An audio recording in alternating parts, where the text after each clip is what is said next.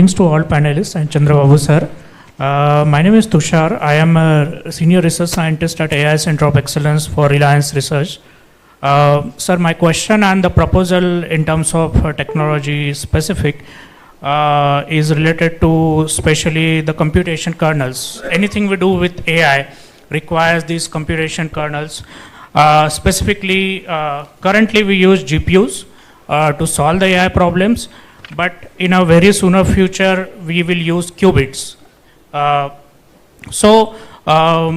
want to propose that every API call for these computational servers should be made on Indian soil rather than US or China. Currently, which is not the case, and tomorrow, like a world war situation, we face the pandemic, more of an economic war like situation, and we will not be able to access those resources when the nation would need it most.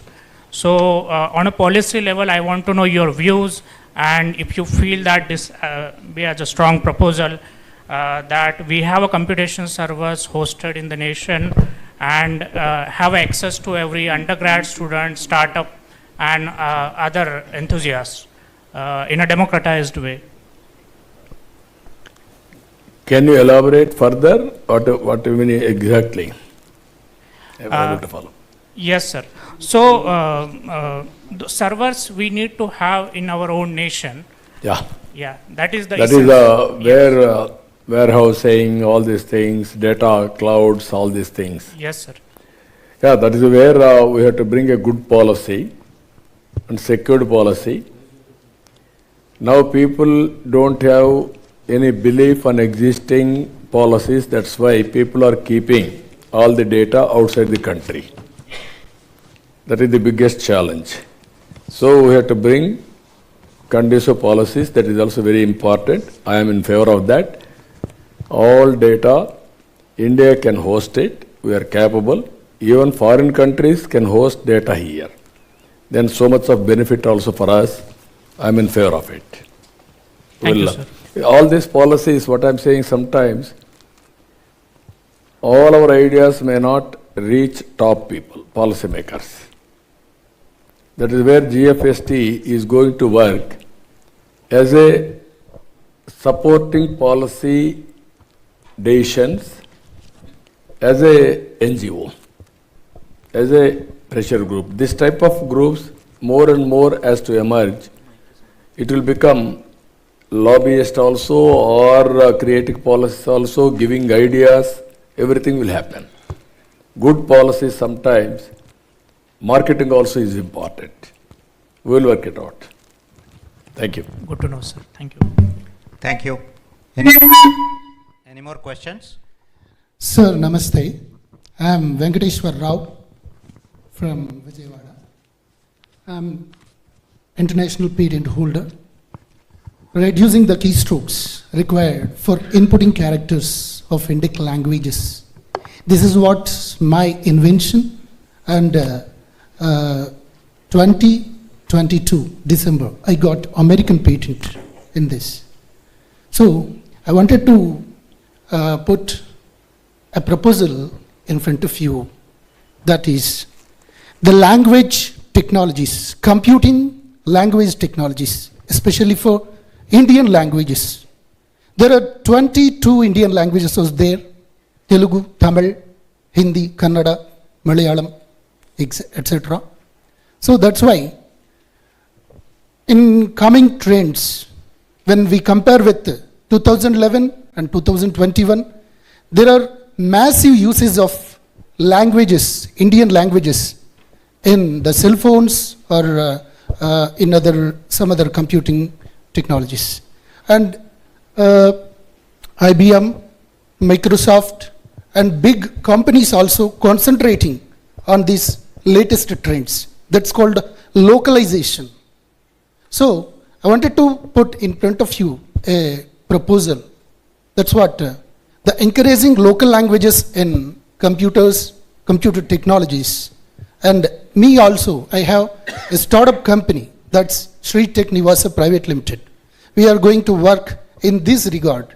So I wanted to request you to encourage this type of Indic language technologies because of agriculturists and women just who are illiterate in English and who are very literate in their own languages.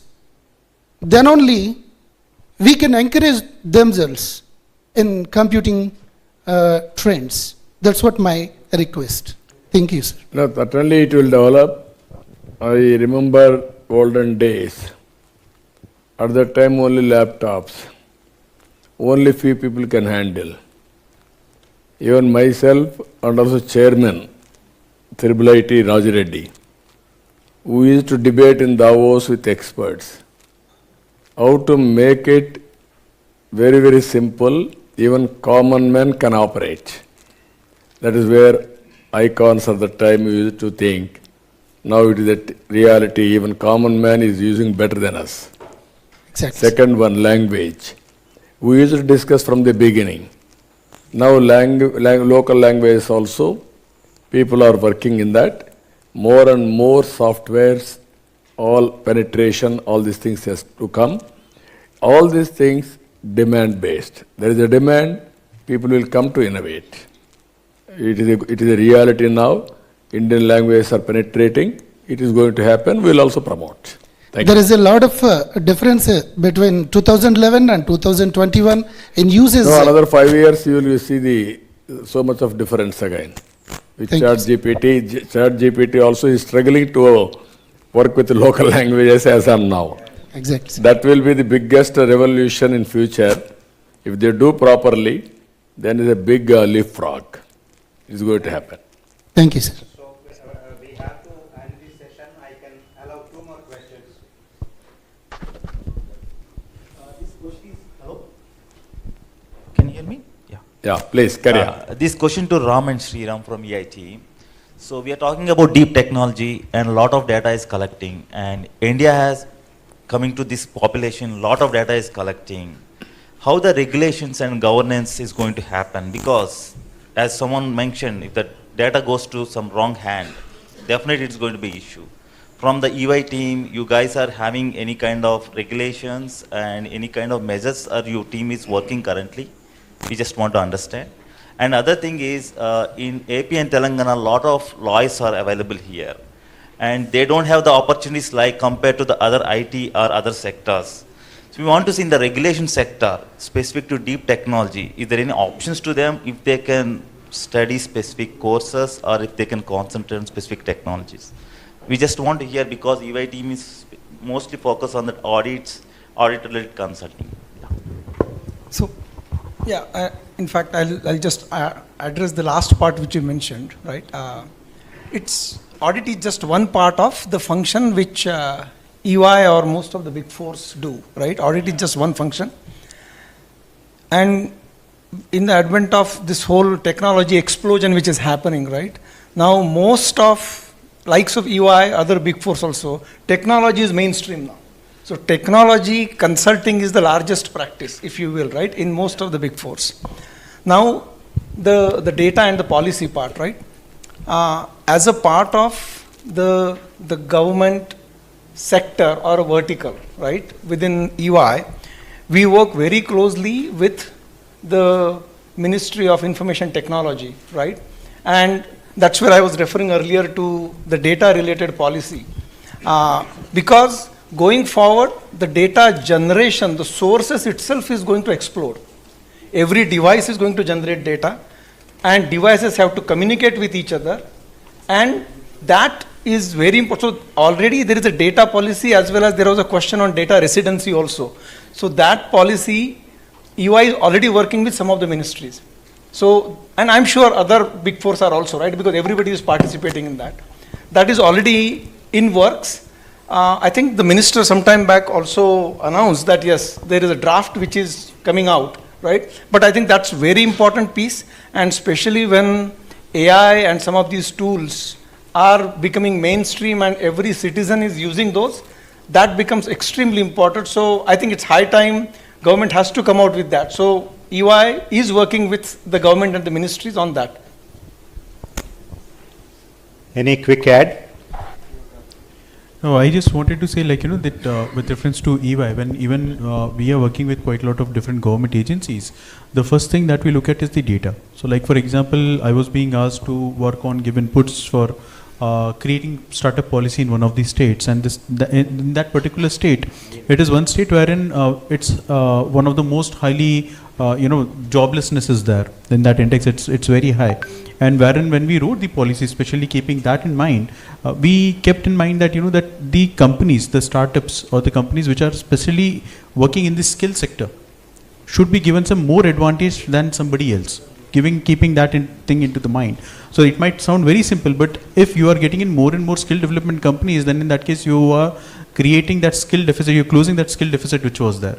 So from that perspective, so whichever sector it is, wherever we are working in, we first go and see what kind of data we have, what it is, and how it really takes us to leapfrog. Leapfrog is an older version. Rather, we think about Volpalt.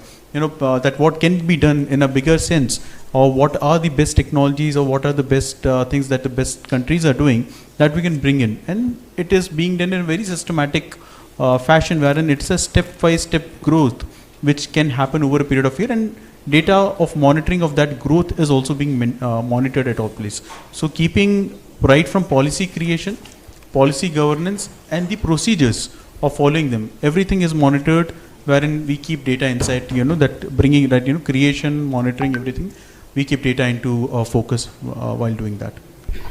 Thank you. And I want have, to acknowledge sir, CBN sir. I started my career with Center for Good Governance, which is started by you with the DFID UK related body. I am very much happy to say that in 2005 itself, we started as an AP government with what are the technology we used to capture and what are the governance reforms were happening in that one. And just I want to acknowledge it. Thank you. Thank you. Very thank nice. you, thank you. Thank you very much. I have